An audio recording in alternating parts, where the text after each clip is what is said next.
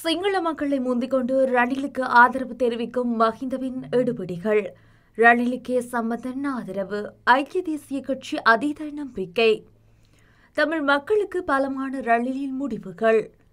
ரணிலின் உரை தேர்தல் நாடகமே, எதிரணிகள் சாடல். காலாவதியாகும் கடவுச்சீட்டுகள் தொடர்பில் எடுக்கப்பட்டுள்ள தீர்மானம். போதைப் பொருள்களுக்கு விசேட தள்ளுபடி. விற்பனை செய்த தம்பதியினர் கைது. ரணில் விக்ரமசிங்கவுக்கு சிங்கள மக்கள் ஆதரவு தெரிவிப்பதற்கு முன்னர் மஹிந்தவின் எடுபிடிகளான விநாயகமுத்திரி முரளிதரன் மற்றும் சிவனேசதுரை சந்திரகாந்தன் ஆகியோரை ஆதரவு தெரிவித்துள்ளனர் என நாடாளுமன்ற உறுப்பினர் ரா சாணக்கியன் குறிப்பிட்டுள்ளார். ஊடகங்களுக்கு கருத்து தெரிவிக்கும் போதே அவர் மேற்கண்டவாறு கூறியுள்ளார். அத்துடன் தமிழ் மக்களை விரோதிகளாக பார்க்கும் ராஜபக்ச குடும்பம் மற்றும் அவர்களின் பினாமிகளை இந்த ஆட்சியிலிருந்து அகற்றப்பட வேண்டும். அவ்வாறான ஒரு மாற்றம் இந்த வருட தேர்தலின் ஊடாக இடம்பெற வேண்டும் என ரா சாணக்கியன் தெரிவித்துள்ளார். எதிர்வரும் ஜனாதிபதி தேர்தலில் ரணில் விக்ரமசிங்கவுக்கு ஆதரவு வழங்கும் தீர்மானத்தை தமிழ் தேசிய கூட்டமைப்பின் தலைவர் ரா சம்பந்தன் எடுப்பார் என்று நம்புகின்றோம் என ஐக்கிய தேசிய கட்சியின் தவிசாளரும் நாடாளுமன்ற உறுப்பினருமான வஜிர அபேவர்த்தன தெரிவித்துள்ளார். ஊடகங்களுக்கு கருத்து தெரிவிக்கையில் அவர் மேற்கண்டவாறு குறிப்பிட்டுள்ளார். அவர் மேலும் கூறுகையில், இலங்கையில் மிகவும் அரசியல் அனுபவம் வாய்ந்த சிங்கள தலைவர்களில் ஜனாதிபதி ரணில் விக்ரமசிங்க முக்கிய இடம் வகிக்கின்றார். இதேவேளை மிகவும் அரசியல் அனுபவம் வாய்ந்த தமிழ் தலைவர்கள் ரா சம்பந்தன் முக்கிய இடம் வகிக்கின்றார். இருவரும் தவிர்க்க முடியாத ஆளுமைகள். எதிர்வரும் ஜனாதிபதி தேர்தலில் ரணில் விக்ரமசிங்கவுக்கு ஆதரவு வழங்கும் தீர்மானத்தை தமிழ் தேசிய கூட்டமைப்பின் தலைவர் ரா சம்பந்தன் எடுப்பார் என நம்புகின்றோம். அத்துடன் அந்த தீர்மானத்தில் வடக்கு கிழக்கு தமிழ் கட்சிகளின் தலைவர்களும் இணங்குவார்கள் என்று நம்புகின்றோம். எனவே வடக்கு கிழக்கு தமிழ் மக்களின் அமோக வாக்குகளால் ரணில் விக்ரமசிங்க வெற்றி பெறுவார் என்று நம்புகின்றோம் என அவர் தெரிவித்துள்ளார்.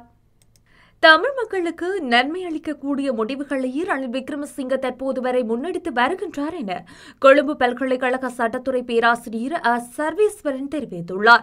லங்காஸ்ரீயின் ஊடறுப்பு நிகழ்ச்சியில் கலந்து கொண்டு கருத்து தெரிவிக்கும் போதே அவர் இவ்வாறு கூறியுள்ளார். கோட்டாபய ராஜபக்சவின் காலப்பகுதியில் சிறுபான்மை மக்களான தமிழ் முஸ்லிம் மக்களை பாதிக்கும் வகையிலான செயற்திட்டங்கள் மற்றும் ரணில் விக்ரமசிங்கவை நேரடியாகவும் மறைமுகமாகவும் பாதிக்கும் சில முன்னெடுப்புகளும் இடம்பெற்றுள்ளன. இதன்போது ரணில் விக்ரமசிங்க சில புதிய மாற்றங்களை முன்னெடுத்தார். அவ்வாறு முன்னெடுக்கப்பட்ட மாற்றங்கள் சிறுபான்மை மக்களுக்கு நன்மையாகவே அமைந்தது என கொழும்பு பல்கலைக்கழக சட்டத்துறை பேராசிரியர் குறிப்பிட்டுள்ளார். இலங்கை வக்ரோத் நிலையிலிருந்து மீண்டுவிட்டது என்ற அறிவிப்பை அதிபர் ரணில் விக்ரமசிங்க விடுப்பார் என்று ஆளுங்கட்சி தகவல் வெளியிட்டுள்ள நிலையில் இது தேர்தல் நாடகம் என்று எதிரணிகள் சாடியுள்ளன. களனி ஆற்றில் நாகம் வருகின்றது என கூறி கோட்டாபய ராஜபக்ச வாக்குக்கோட்டை நடத்திய நாடகத்தில் இரண்டாம் பாகமே அதிபரின் அறிவிப்பை அமையும் என எதிரணிகள் சுட்டிக்காட்டியுள்ளன. இது தொடர்பில் கருத்து வெளியிட்ட ஐக்கிய மக்கள் சக்தியின் நாடாளுமன்ற உறுப்பினர் எம் மேரிக்கார் அதிபர் ரணில் விக்ரமசிங்க மகாநாயக்க தேரர்களை சந்தித்து ஆசி பெற்ற பின்னர் நாட்டு மக்களுக்கு உரையாற்ற உள்ளார். நாடு வக்ரோத் நிலையிலிருந்து மீண்டுவிட்டது எனவும் கூறியுள்ளார். ஆனால் நாடு மீண்டுவிட்டது என்ற அறிவிப்பை அவர் இதற்கு முன்னரும் விடுத்திருக்கின்றார். எனவே தேர்தல் நாடகமாகவே இது அரங்கேற்றப்பட உள்ளது. களனி ஆற்றில் நாகம் வந்தது என நாடகமாடி கோட்டாபய ராஜபக்ச வாக்கை திரட்டினார். தற்போது வக்ரோத் நிலையிலிருந்து நாடு மீண்டுவிட்டது என கூறி பட்டாசு கொளுத்தி பாச்சோறு சமைத்து விழா எடுத்து வாக்கு திரட்ட அதிபர் தயாராகின்றார். நாடு வக்ரோத் நிலையிலிருந்து விட்டது என கடன் வழங்கும் நிறுவனங்கள் பட்டியலிடவில்லை. எனவே இது கண்துடைப்பு நாடகம் என மக்கள் நம்பக்கூடாது. அதேவேளை சம்பந்தப்பட்ட நிறுவனங்களோ இது தொடர்பான அறிவிப்பை விடுக்க வேண்டும் என்று, மாறாக அதிபர் விடுப்பதில் பயனில்லை என்றும் தேசிய மக்கள் சக்தி சுட்டிக்காட்டியுள்ளது. ஜூலை 1ஆம் தேதிக்கு பின்னர் காலாவதியாகும் கடவுச்சீட்டுகளின் செல்லுபடியாகும் காலம் ஒரு வருடத்தினால் நீடிக்கப்பட்டுள்ளதாக தெரிவிக்கப்பட்டுள்ளது. குறித்த விடயத்தினை குடிவரவு மற்றும் குடியகல்வு திணைக்களத்தின் கட்டுப்பாட்டாளர் நாயகம் கர்சி இலுக்பட்டிய தெரிவித்துள்ளார். அதோடு இலத்திரனியல் கடவுச்சீட்டு வழங்கும் நோக்கில் இந்த தீர்மானம் முன்னெடுக்கப்பட்டுள்ளதாகவும் அவர் தெரிவித்துள்ளார். இலத்திரனியல் கடவுச்சீட்டு வழங்கப்படும் காலம் 10 வருடங்களை கடந்த பின்னரும் அதற்கு ஒரு வருடம் செல்லுபடியாகும் காலம் வழங்கப்படுமாயின் இலத்திரனியல் கடவுச்சீட்டு வழங்கப்படும் வரை மாத்திரமே அந்த நடவடிக்கை முன்னெடுக்கப்படும் எனவும் அவர் கூறியுள்ளார். இதன் அடிப்படையில் நவம்பர் 1ஆம் தேதி முதல் இலத்திரனியல் கடவுச்சீட்டு வழங்கும் நடவடிக்கை ஆரம்பிக்கப்பட உள்ளதாகவும் கர்சி இலுக்பட்டிய தெரிவித்துள்ளார். மேலும் சாதாரண கடவுச்சீட்டு வைத்திருப்போர் விரைவாக இலத்திரனியல் கடவுச்சீட்டு பெற்றுக்கொள்ள வேண்டும் எனவும் அவர் தெரிவித்துள்ளமை குறிப்பிடத்தக்கது. அனுராதபுரம் நகரில் உள்ள பிரதான பாடசாலை ஒன்றின் ஆசிரியை ஒருவரும் அவரது கணவரும் 1 கோடி ரூபாய் பெறுமதியான ஹெரோயின் போதைப் பொருட்களுடன் கைது செய்யப்பட்டுள்ளதாக அனுராதபுரம் தலைமையக காவல்துறையினர் தெரிவிக்கின்றனர். வாரியப்பல பகுதியைச் சேர்ந்த 26 வயதுடைய ஆசிரியர் ஒருவரும் கேகாலை பகுதியைச் சேர்ந்த 28 வயதான அவரது கணவருமே நேற்று இவ்வாறு கைது செய்யப்பட்டுள்ளனர்.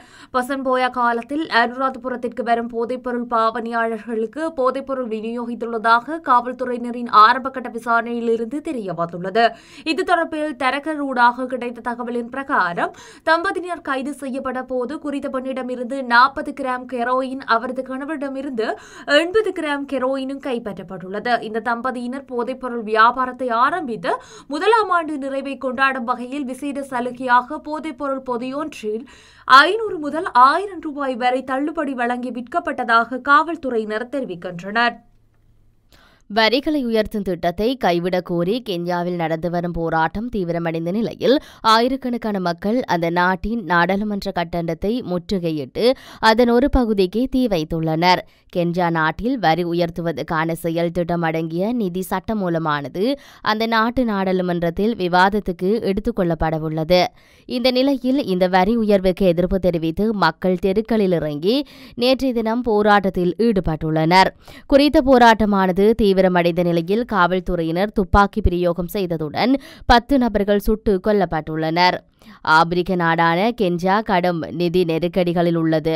வெளிநாட்டுக்கு கடனும் உச்சத்தில் காணப்படுகின்றமையை அடுத்து வரிகளை உயர்த்த அதிபர் வில்லியம் ட்ரூடோ தலைமையிலான அரசு திட்டமிட்டுள்ளது. ஏற்கனவே அத்தியாவசிய பொருட்களின் விலை கடுமையாக உயர்ந்துள்ள நிலையில் இந்த முயற்சிக்கு மக்கள் எதிர்ப்பு தெரிவித்துள்ளனர். இதுபோன்று பல்வேறு நகரங்களில் போராட்டம் நடந்து வரும் சூழலில் சில புதிய திருப்பங்கள், அதாவது வரிகள் திரும்ப பெறப்படும் என அரசுகள் அறிவித்துள்ளது. அவற்றில் உணவுப் பொருட்களில் ஒன்றான பானுக்கான வரியும் அடங்கும். கென்யா நாட்டில் வரி விதிப்பு நடவடிக்கையால் அந்த நாட்டு பொருளாதாரம் சவாலான சூழலை எதிர்கொண்டுள்ளது. வேலையின்மை மற்றும் அதிகரித்து வரும் உணவு மற்றும் எரிபொருள் விலை ஆகியவற்றால் இளைஞர்கள் உட்பட நாட்டு மக்களுக்கு வாழ்வதே கடினம் என்ற சூழல் ஏற்பட்டுள்ளமை குறிப்பிடத்தக்கது. ஸ்ரீலங்கா சுதந்திர கட்சியின் முன்னாள் பொதுச் செயலாளரும் நாடாளுமன்ற உறுப்பினருமான தயாசிரி ஜெயசேகர ரஷ்யாவுக்கு உத்தியோகபூர்வ பயணம் ஒன்றை மேற்கொண்டுள்ளார். ரஷ்யா ராணுவத்தில் இணைக்கப்பட்டுள்ள ஓய்வு பெற்ற ராணுவ அதிகாரிகளை மீண்டும் நாடு கடத்துவது தொடர்பான பேச்சுக்களை இந்த பயணத்தின் போது மேற்கொள்ள உள்ளதாக தயாசிரி ஜெயசேகர தெரிவித்துள்ளார். விமான நிலையத்தில் வைத்து ஊடகவியலாளர்களுக்கு கருத்து வெளியிடும் போதே அவர் இதனை தெரிவித்துள்ளார். இது தொடர்பில் மேலும் தெரிவித்த அவர், ராணுவத்திலிருந்து ஓய்வு பெற்ற தரப்பினர் ரஷ்ய ராணுவத்தில் இணைய நடவடிக்கை எடுத்துள்ளனர். அத்துடன் மேலும் சிலர் போலி வெளிநாட்டு வேலைவாய்ப்பு முகவர் நிறுவனங்கள் ஊடாக ஆட்கடத்தலுக்கு ரஷ்ய ராணுவத்தில் இணைக்கப்பட்டுள்ளனர். உக்ரைனுக்கு எதிரான போரில் ரஷ்யாவுக்காக போரிட்டு வரும் பலர் இதுவரை உயிரிழந்துள்ளதுடன் சிலர் காணாமலும் போயுள்ளனர். இந்த நிலையில் ரஷ்யாவில் சிக்கியுள்ள இளைஞர்களை மீட்டு மீண்டும் நாடு கடத்துவது தொடர்பான பேச்சுக்களை முன்னெடுப்பதற்காக நானும் நாடாளுமன்ற உறுப்பினர் காமினி வலைபொடவும் ரஷ்யாவுக்கு பயணம் ஒன்றை மேற்கொண்டுள்ளோம். நாடாளுமன்ற தொடர்ச்சியாக இந்த விடயம் தொடர்பில் நான் கருத்து வெளியிட்டு வந்தேன். தற்போது நேரில் சென்று ஓய்வு பெற்ற ராணுவத்தின் நிலையை ஆராய வாய்ப்பு கிடைத்துள்ளது. மேலும் இந்த பயணத்தின் போது ரஷ்ய வெளிவிவகார அமைச்சு மற்றும் பாதுகாப்பு அமைச்சின் முக்கிய அதிகாரிகளை சந்திக்க பேச்சுக்களை முன்னெடுப்போம் என்றும் தெரிவித்திருந்தார். நாடாளுமன்றத்தை எதிர்வரும் 2ஆம் தேதி அவசரமாக கூட்ட சபாநாயகர் மஹிந்த ஜாபாபிவர்த்தன தீர்மானித்துள்ளார். நாடாளுமன்ற நிலையியல் கட்டளையின் 16ஆம் இலக்க நிலையியல் கட்டளையின் அடிப்படையில் பிரதமர் தினேஷ் குணவர்த்தன விடுத்த கோரிக்கைக்கு அமைய நாடாளுமன்றம் கூட்டப்படுவதாக தெரிவிக்கப்படுகிறது.